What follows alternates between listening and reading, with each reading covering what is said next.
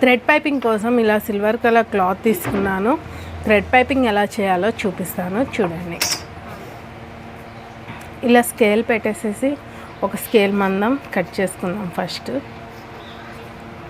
Marking చేసుకొని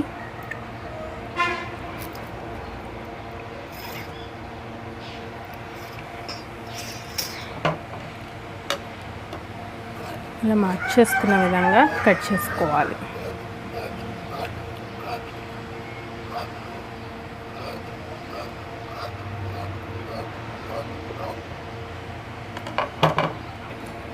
okay కదా, 3 pieces తీసేసుకున్నాను. ఇలాగా తీసేసుకొని వీటిని ఇప్పుడు జాయింట్ చేసేస్తున్నాను.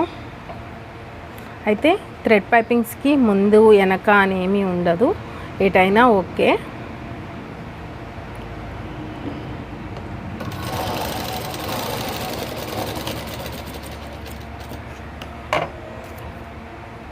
ఇలా చూడండి.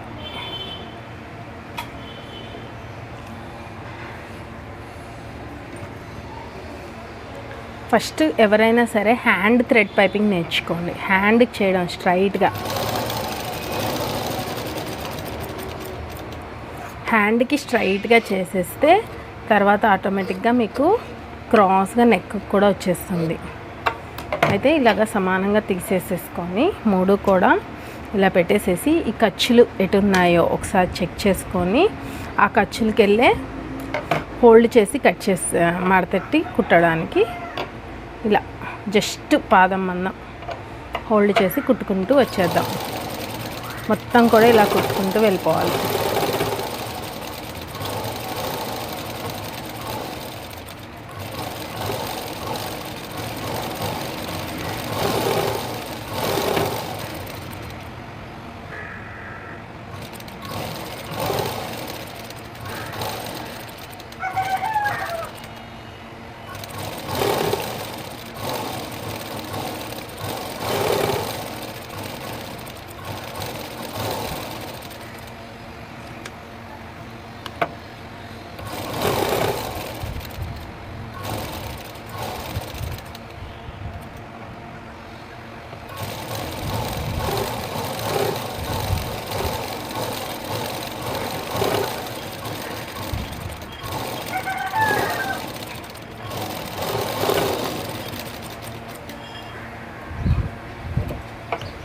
ఓకే కదా, మనం చూసారు కదా ఇలాగా మడత పెట్టి కుట్టేశాను.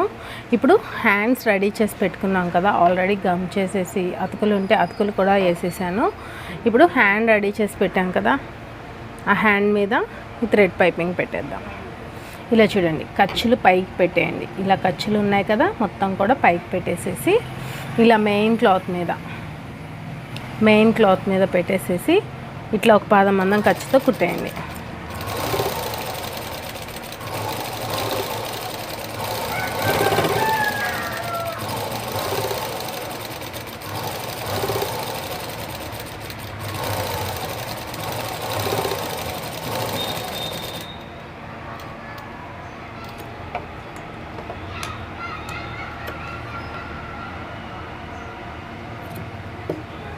ఓకే కదా, ఇప్పుడు దారం తీసుకోండి. ఇలా థ్రెడ్ పైపింగ్కి మీకు ఏది కంఫర్ట్ ఉంటే ఆ కంఫర్ట్ దారం తీసుకోండి. నేనైతే 12వ నెంబర్ దారం తీసుకొని ఇలా హోల్డ్ చేసేస్తున్నాను. మీరు చూస్తున్నట్లయితే ఇలా హోల్డ్ చేసేయాలి. అయితే ఎక్స్ట్రా క్లాత్ అనేది ఉంది కదా, గమ్ చేసాం కాబట్టి కరెక్ట్గా ఎడ్జెస్ కుట్టొద్దు అనమాట. కొంచెం మెయిన్ క్లాతే బయటకు వెళ్ళేటట్టు కుట్టాలి. ఎందుకంటే గమ్కి స్టిచ్చింగ్కి చాలా డిఫరెంట్ ఉంటుంది కాబట్టి ఎడ్జెస్ అయితే కట్ చేసేసాను. ఇప్పుడు మళ్ళీ దారాన్ని ఇలా పెట్టేసేసి ఇలా హోల్డ్ చేసేస్తే, మీరు చూస్తున్నట్లయితే ఇలా హోల్డ్ చేసేస్తే ఓన్లీ థ్రెడ్ మట్టుకే బయటికి వెళ్ళాలి. ఓన్లీ థ్రెడ్ వరకే బయటికి వెళ్ళాలి. ఇటు చూడండి, మీకు చూపిస్తా క్లారిటీగా. ఈ ఖర్చులు ఉన్నాయి కదా, ఈ ఖర్చులు ఇటు సైడ్కే వచ్చేయాలి. ఈ పాదమందం ఖర్చు మడత పెట్టి కుట్టాం కదా, అది కూడా ఇటు సైడ్కే వచ్చేయాలి. ఈ ఖర్చులన్నీ ఒక పక్కకి వెళ్ళిపోయి ఓన్లీ థ్రెడ్ బయటకు వస్తుంది మనకి. అలా బయటకు వచ్చేటట్టు చూసుకొని స్టార్టింగ్ రఫ్ ఇవ్వండి. అలా చూసుకొని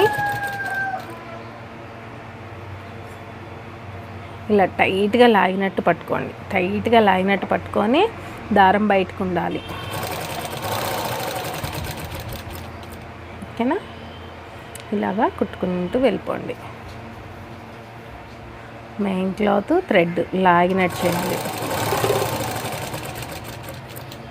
ఇలా లాక్కుంటూ కుట్టాలన్నమాట. ఇట్లా చూడండి, ఇట్లా మెయిన్ క్లాత్ ఇలా లాగుతున్నాను, దారాన్ని ఈ పక్కకు లాగుతున్నాను, లాగేసి కరెక్ట్గా పాదానికి మంచిగా పెడుతున్నాను.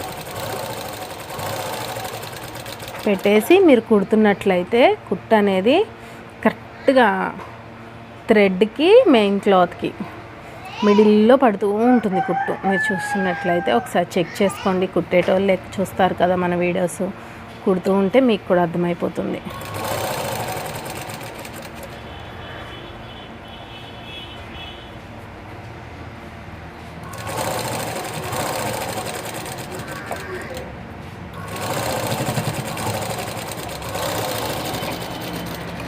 చూసారు కదా ఎంత బాగా వచ్చిందో అసలు. థ్రెడ్ పైపింగ్ అనేది చూడండి సన్నగా నీట్గా వచ్చేసింది అనమాట. ఇప్పుడు సైడ్ నుంచి ఒక కుట్టేసుకుంటూ వచ్చేద్దాము.